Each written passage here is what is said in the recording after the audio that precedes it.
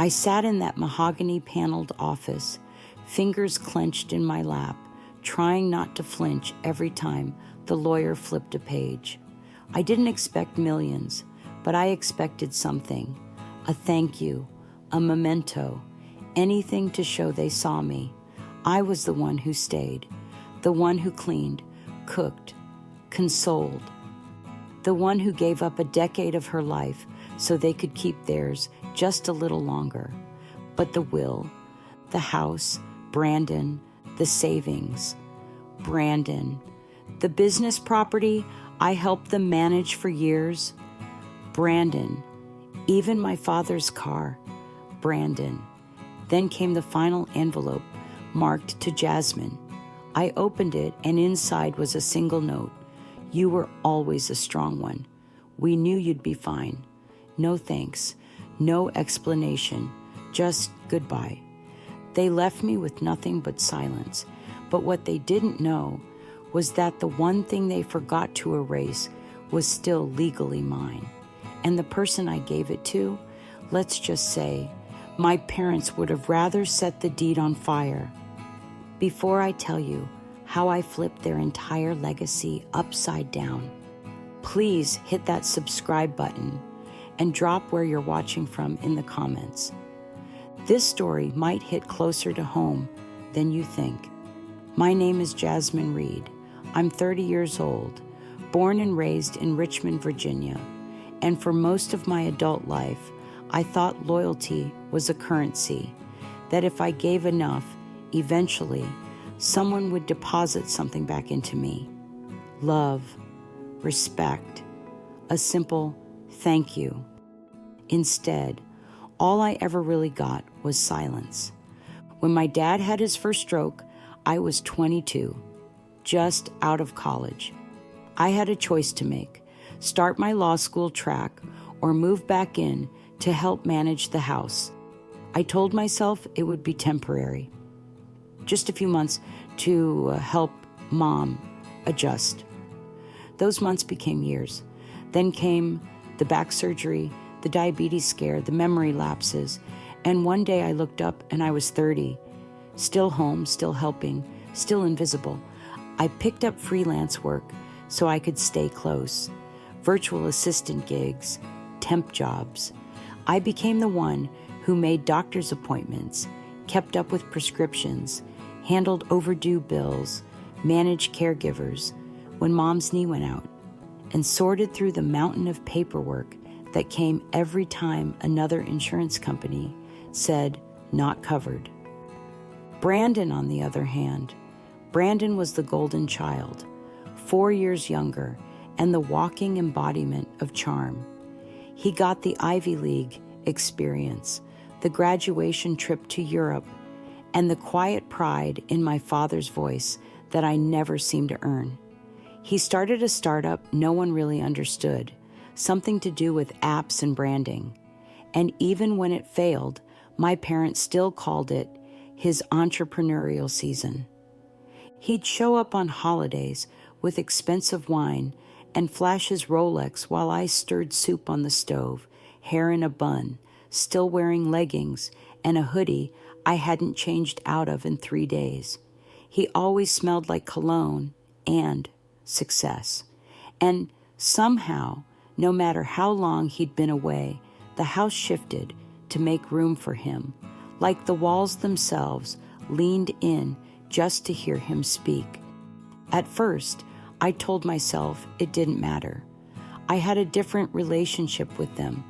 I was the anchor, the responsible one, the one who could be counted on. I thought that meant something. Then one night, I overheard Mom on the phone, probably talking to her sister. I was walking past the hallway when I caught the tail end of her words. Jasmine, she's fine. She doesn't care about money. She's not like Brandon. She said it with a laugh, a little dismissive, a little proud, and it stuck. That same week, our family lawyer called, said he was holding a brief estate planning discussion before the final will was read. I waited for my name to come up, but it didn't. Turns out Brandon had already RSVP'd. When I asked Mom about it, she just waved it off. "Oh, it's nothing formal, honey. We'll loop you in later." But later never came, and deep down, I think I knew. I think I knew long before I stepped into that office. I just didn't want to believe it. I didn't want to believe that the decade I gave them, my 20s, my sleep, my future, was seen as obligation instead of love. I thought I was being loyal. Turns out I was just being invisible. It was a Tuesday afternoon when Brandon called. Out of the blue, like some golden retriever brother who missed his family. I remember looking at my phone and just staring at his name for a second. We hadn't spoken since Dad's last hospital stay. Not a birthday call, not a holiday check-in, nothing. So I assumed something was wrong. "Hey, Jazz," he said, in that voice he used when he wanted something but hadn't figured out how to ask yet. "Quick question. Who's managing the title on the Eastfield place? You or Mom?" I blinked. It wasn't hello, or how's Mom, or I've been meaning to check in. It was straight to the house, straight to business. I told him I'd been helping with most of the paperwork since Dad's decline, but that I'd have to check the latest documents. He mumbled something about just updating records and making sure things are squared away. That was it. The whole conversation was under 3 minutes. No small talk, no follow-up. When I hung up, I felt off, like I just missed something important, but couldn't say what.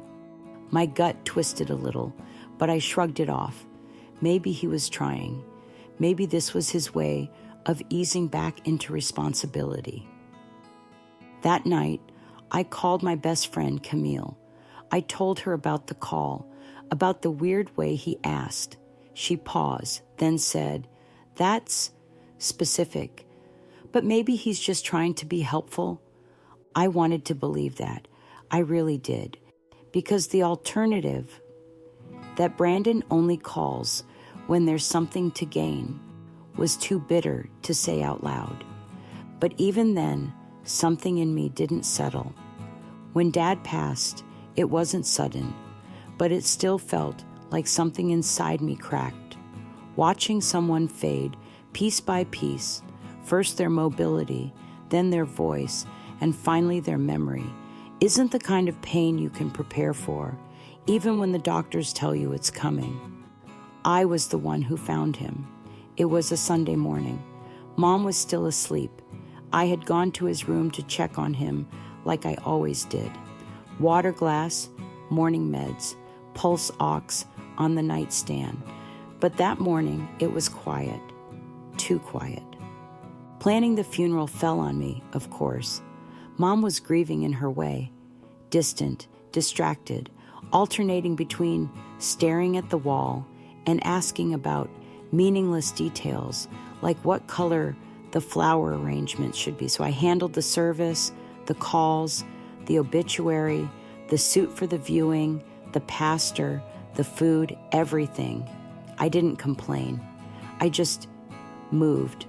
Brandon didn't show up until the morning of the burial. He stepped out of a sleek black rental, hair freshly trimmed, tie perfectly pressed.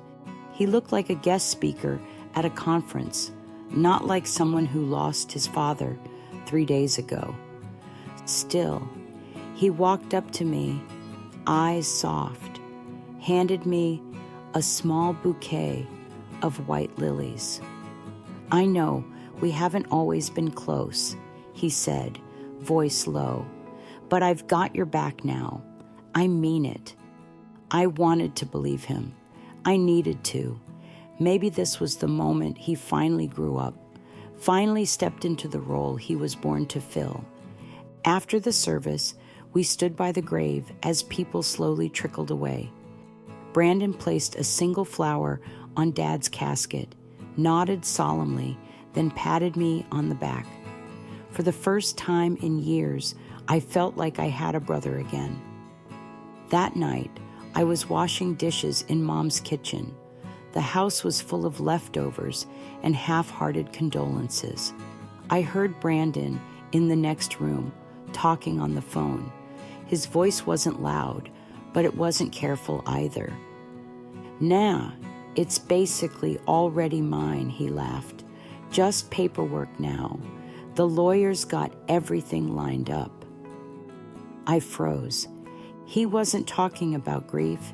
He was talking about the estate, about Dad's life, about what he thought he was owed. And in that moment, the bouquet in the kitchen trash suddenly looked like a trophy. That was the first time I didn't just feel disappointed. I felt betrayed.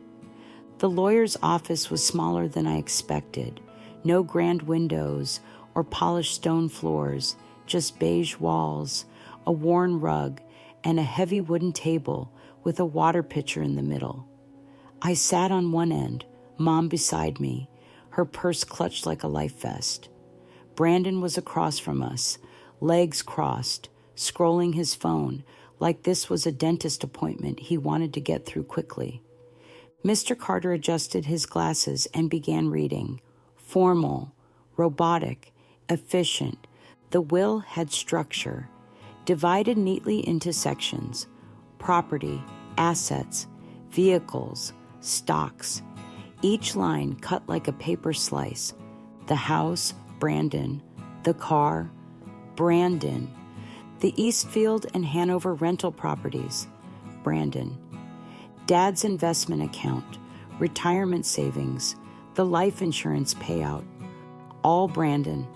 There was no pause, no hesitation, just his name again and again. The air started to hum in my ears like white noise, getting louder with each sentence.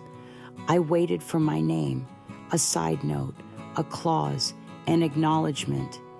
Then Mr. Carter looked at me and pushed a manila envelope across the table. It was thin, light.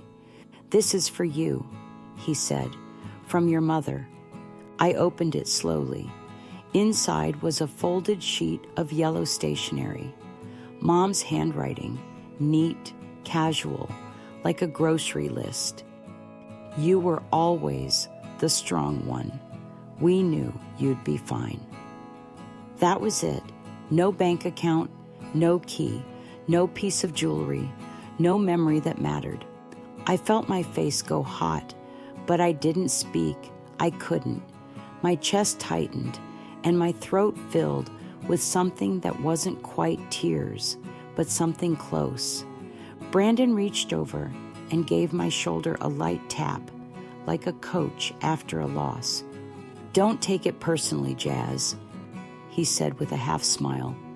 "You're just not the legacy type." I looked at him, really looked at him, and for the first time, I didn't see my brother. I saw a stranger who just walked out of my father's shadow and into his bank account. And in that moment, something inside me didn't break. It clicked. I didn't cry on the way home. I didn't scream or throw anything or even speak. The streets blurred past my window like they were moving too fast for me to feel anything. When I walked into my apartment, I set the envelope on the counter, washed my hands, and changed into a t-shirt. Automatic, robotic. It's strange how the body knows what to do, even when the heart is somewhere else entirely. I didn't pour a drink or call a friend. I just sat down at my old desk, pulled open the bottom drawer, and started flipping through the file folders I hadn't touched in years. Medical records, tax documents, appointment calendars. My father's paper trail that I had sorted, logged, and organized over a decade of caretaking.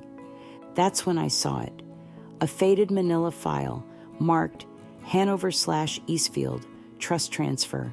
Inside, a notarized document with both our names, Charles Reed and Jasmine Reed, co-trustees of a family holding company created during Dad's first hospitalization, one that held ownership of the Eastfield property.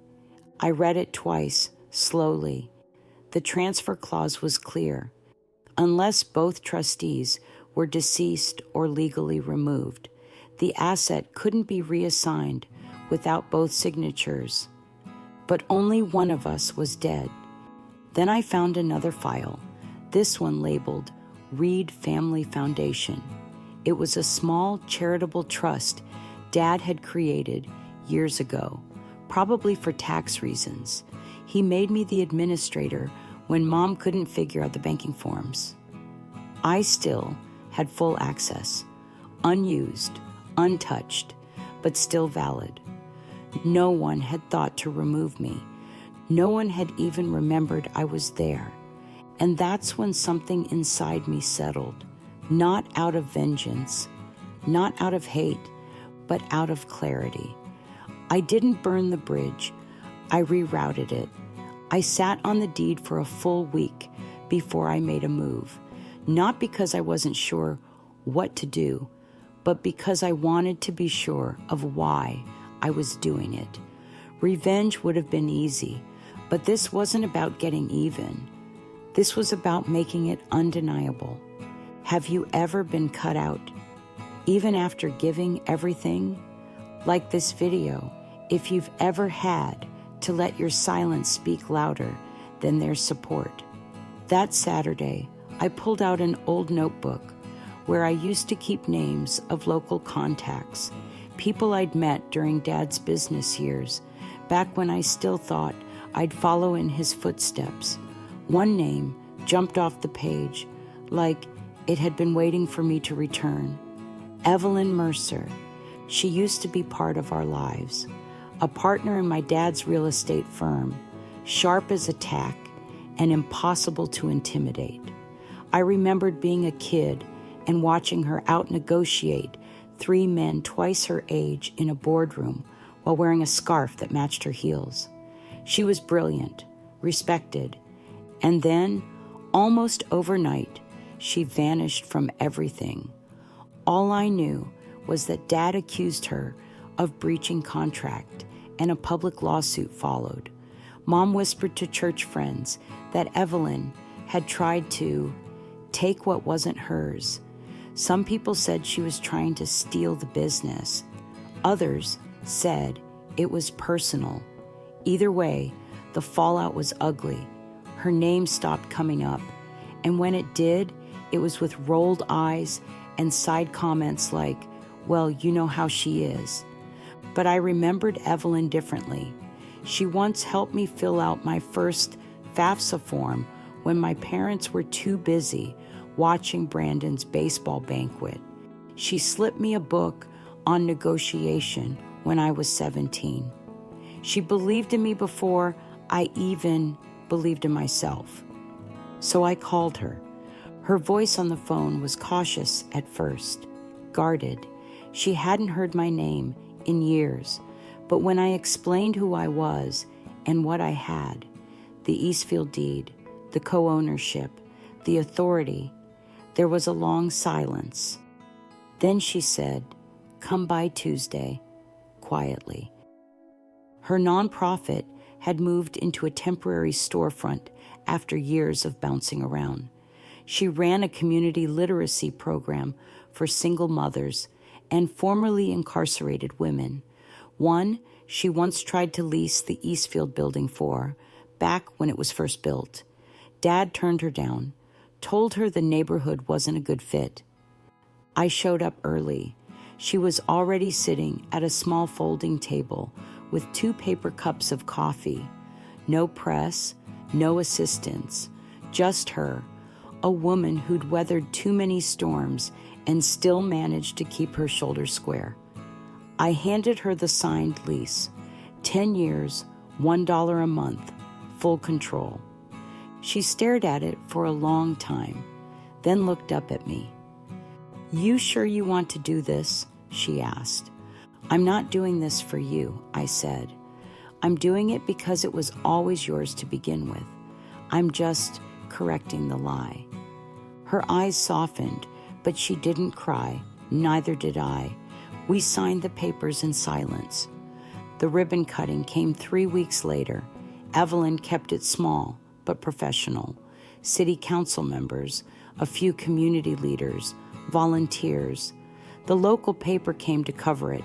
They called it a symbol of legacy being reimagined. I didn't speak. I didn't pose for photos. I stood in the back row in sunglasses and a blazer, blending in with the crowd. But when Evelyn stepped up to the podium and said, "This building represents the power of coming full circle, of stories being reclaimed and names being restored," I felt it. Not vengeance, validation. I wasn't angry anymore. I was clear. And my parents, they still thought they owned that building. They had no idea. The article ran in the Sunday morning edition of the Richmond Weekly, page A3, just beneath the City Council budget updates, but it might as well have been front page in our world. Legacy reclaimed. Eastfield Building reopens as nonprofit hub. There was a photo of Evelyn standing at the front steps, scissors in hand, ribbon fluttering in the breeze. Behind her was a banner, Reed Foundation Resource Center for Women Who Rebuild. Right beneath the photo, in small but unmistakable type, was the leaseholder line, in partnership with Jasmine Reed. I hadn't told anyone, not Mom, not Brandon, not even Camille. I didn't post about it. I didn't brag. I just let it live where it belonged, in public record and on printed ink.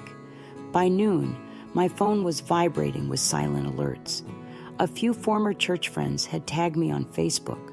Someone forwarded me the article in a group chat I didn't even know I was still in. No one said anything direct. Just, wow, or look who's making waves. That afternoon, Brandon called me 4 times. No voicemail, just back-to-back missed calls, like he thought urgency could undo legality.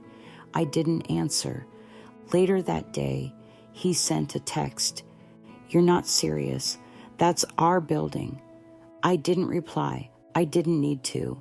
By evening, Diane, my mother, had heard. A woman from church apparently walked up to her after service and said, "Isn't that the building your husband used to own?" I saw Jasmine's name on the paper. Diane played it cool. She always did. But I knew the moment would hit her hard. She lived for reputation, for polite claps and whispered praise at potlucks. For her, this wasn't just a headline. It was a mirror. And what did I do? Nothing. I didn't tweet. I didn't text. I just watched, silently, exactly the way they had done for years. By Monday morning, the news had fully reached the church circuit. Diane showed up to service like nothing had happened. Hair curled, Bible clutched, smile tight. But whispers have a way of spreading faster than any prayer chain. At coffee hour, one of the deacon's wives leaned over and asked, "Didn't your husband used to own the Eastfield building? I saw your daughter's name on the paper. Isn't that something?" Diane faked a laugh and said it must have been a typo. But by that evening, the text came through. "Jasmine, I don't know what you're trying to prove, but this isn't how we handle family things. You should have come to us directly." I stared at the message on my screen, not surprised, not angry, just done. Then came Brandon. He stormed the family group chat with a series of voice notes and long, chaotic texts. "Are you out of your mind? That property was meant for me. You stabbed us in the back. "You embarrassed Mom." Dad would be disgusted. It was the same voice he always used when something didn't go his way. Performative rage masking entitlement. He sent screenshots of property law links as if throwing Wikipedia citations would somehow undo a legally notarized transfer. An hour later, I got an email from his attorney, or more likely, someone he'd just retained. A formal notice demanding proof of my authority to lease and assign charitable trust assets. I sent one thing back, a PDF copy of the trust deed, my name, signed by my father's hand with the clause that stated clear, unrevoked co-ownership. And then I posted a single black and white photo of the ribbon cutting. No tags, no faces, just a hand holding silver scissors and a banner in the background. The caption, "Legacy is earned, not inherited." No comments, no likes allowed. Just those 6 words. By the end of the day, Camille texted me, "Girl, you dropped a nuke." And I did, quietly, without raising my voice, because sometimes the sharpest blade is the one you don't swing. Just place in the light and let them walk into it. Brandon called the next day.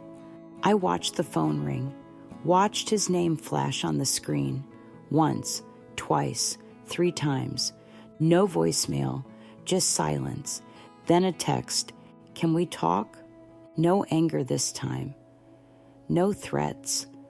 No sarcasm. Just a question. And I stared at it for a long time, not because I didn't know what to say, but because I had nothing to say. There was no conversation left to have, no clarification, no middle ground.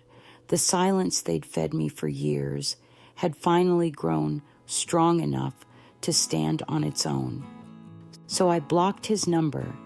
That same afternoon, I got a letter in the mail from Diane, handwritten, expensive stationery, lavender scented, of course. She opened with, "I'm sorry if you felt excluded," and followed it with, "You've always been so independent. We thought you didn't need anything."